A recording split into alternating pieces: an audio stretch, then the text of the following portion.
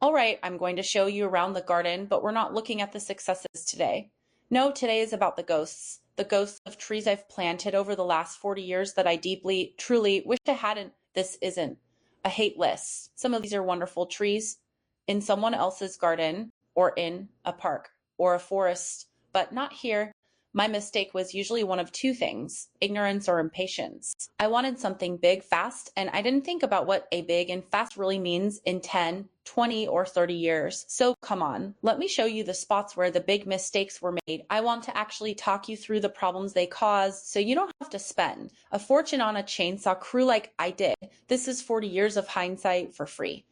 First up, the classic, the Norway Maple. Right here, this big open patch of struggling hostas. This used to be its kingdom. I planted it because a catalog said a fast-growing shade tree, and boy, did it deliver. Within 10 years, we had a dense, dark shade. The problem is nothing, and I mean nothing grows under a Norway maple. Its root system is incredibly dense and shallow. It sucks every drop of moisture and nutrient out of the topsoil. It's like a greedy octopus just under the surface. You can see the roots breaking the surface of the lawn over there. Still, lawnmower would just scout them.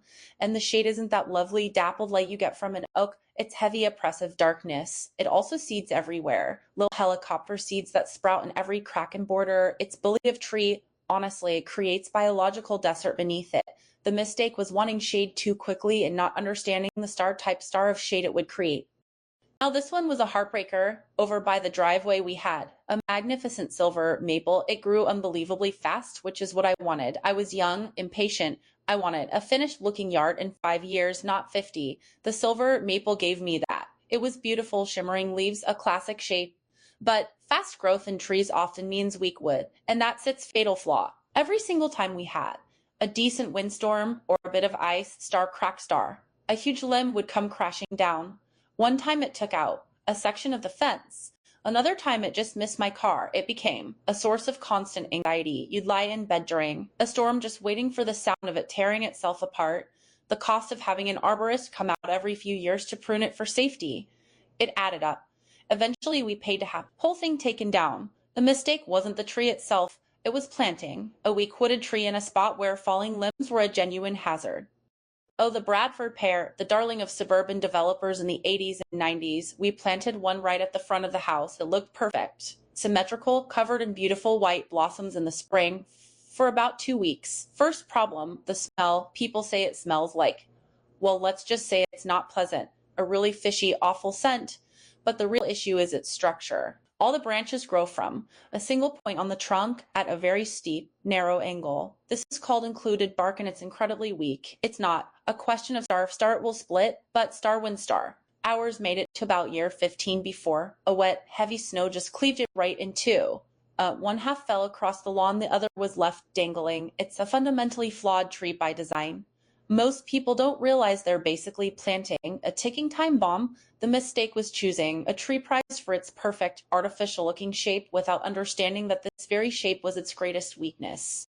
This was a slow-burn mistake, a real garden mystery for years. We have a native black walnut at the back of the property, a beautiful, majestic tree. I decided to create a lovely shade garden under it. I planted azaleas, rhododendrons, a beautiful Japanese maple, and they all died slowly, one by one over a few years. They just failed to thrive. They'd look sick, yellow, and then give up. I thought it was my soil, the water, everything. What I didn't know about was juglone. It's chemical the black walnut produces in its roots, leaves, and nuts, and it's toxic to many other plants. It's form of chemical warfare to eliminate competition. Most people have heard of it, but they don't realize how far the toxic zone extends. It's well beyond the drip line of the branches. I wasted so much time and money trying to figure out why my plants were dying. The mistake was not researching the specific allelopathic properties of dominant tree before planting an entire garden around it. Everyone wants privacy, right? I wanted a fast screen along the property line. So I did what everyone did. I planted a row of Leyland Cypress. The nursery sells them as these cute little pyramids. They promise a living wall in just a few years, and they are not lying. They grow 3, even 4 feet a year.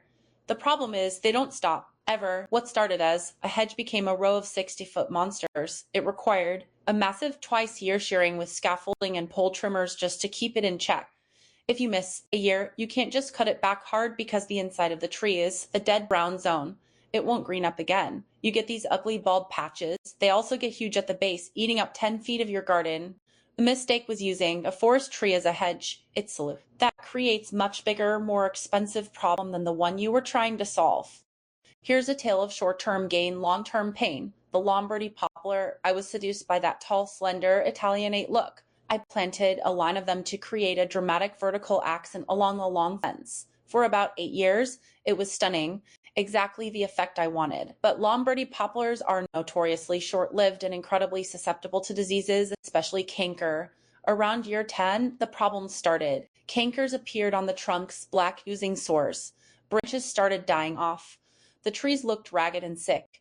Within 15 years, they were all dead or dying. I had to pay a crew to come in and take down these tall, precarious, diseased poles. It's a tree that offers a very fast reward, but you're almost guaranteed to be removing it in less than 20 years. Honestly, it's like buying a car that you know will completely fall apart after 40,000 miles.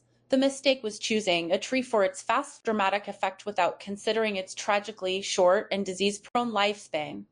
This one wasn't just a mistake. This was a catastrophe, and I didn't even plan it. A tree of heaven, star Ailanthus althissimestar, volunteered itself in a forgotten corner of the garden. I thought, oh, a free tree looks a bit tropical. That was my first error. This thing is arguably one of the most invasive plants in North America. It grows with terrifying speed, but that's not the worst part. The worst part is its root system. It sends up suckers everywhere, 30, 40 feet away from the parent tree, in the middle of the lawn, in the vegetable patch, through cracks in the patio. And if you cut the main tree down, it panics and sends up hundred star suckers from the roots. It's a nightmare to eradicate. You have to use specific herbicides at a specific time of year. Just cutting it makes it stronger. The smell of the crushed leaves is also rancid, like burnt peanut butter. My mistake was ignorance. I failed to identify a volunteer plant and, in my laziness, allowed an invasive monster to establish itself. It took me years to get rid of it completely. All the mimosa, those beautiful fluffy pink flowers, they look so delicate and tropical. It's a siren song for gardeners. I planted one for that exact reason, wanting that exotic touch. And the flowers are lovely. Bees and hummingbirds do adore them. But the aftermath is the problem. After the flowers come the seed pods. Hundreds and hundreds of long, brown, papery seed pods that hang on all winter looking messy, then drop all over the garden in spring, and every single seed seems to sprout. I was pulling up mimosa saplings from every corner of my yard, from my gutters, from my neighbor's yard. It's relentless. They are also quite weak-wooded and prone to a fungal disease called mimosa wilt, which can kill them suddenly. It's the tree that gives you 1 month of beauty followed by 11 months of cleanup and weeding. The mistake was being seduced by the flower without thinking about the mess that comes after. It's the high maintenance guest. This is another one that falls into the invasive bully category. I planted a Russian olive star, Aleagnus angustifolia star, on a dry, sunny bank where nothing else would grow. It was recommended for tough spots, and it certainly is tough. It thrived a little too well. It has pretty silvery foliage and fragrant little flowers, but it's armed with vicious thorns, making it a nightmare to prune. And it spreads. It escaped the bank and started popping up in the wilder parts of the garden, then into the woodland behind. It's now listed as an invasive species in many places because it outcompetes native plants, fixes nitrogen to alter soil chemistry, and is just generally aggressive. Birds eat the berries and spread the seeds far and wide. The mistake was using a non-native, non-aggressive species to solve a simple problem like a dry bank. I created a bigger ecological problem. There are so many better native choices for tough spots. I just didn't know enough back then. Everyone dreams of a weeping willow, right? At graceful, romantic silhouette. I planted one in the corner of my suburban backyard, a fairly standard-sized yard. Big mistake. Willows are water seekers. Their roots are incredibly aggressive and will travel huge distances to find water.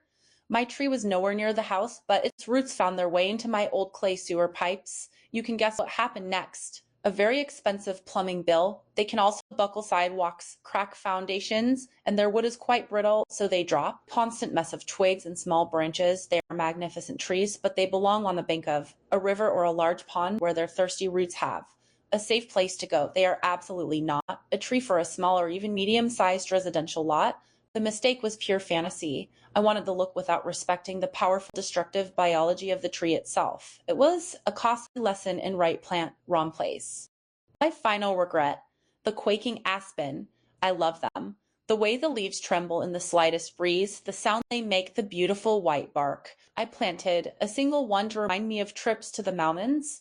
What I didn't fully appreciate is that aspens don't really grow as individual trees. They grow as clonal colonies. The main tree sends out lateral roots that then send up suckers, which grow into new trees. My one beautiful aspen decided it wanted to be a forest. In my lawn, I'd be mowing and suddenly there were dozens of little aspen whips popping up 10, 20, even 30 feet away from the original tree. It was a constant battle to keep them from taking over the entire yard. If you have a large naturalistic property where you want a grove to form, they're fantastic. If you want a single specimen tree in a manicured lawn, forget it. The mistake was not understanding the fundamental way the tree reproduces and spreads. I thought I was planting a tree, but I was actually planting an entire, slowly expanding organism.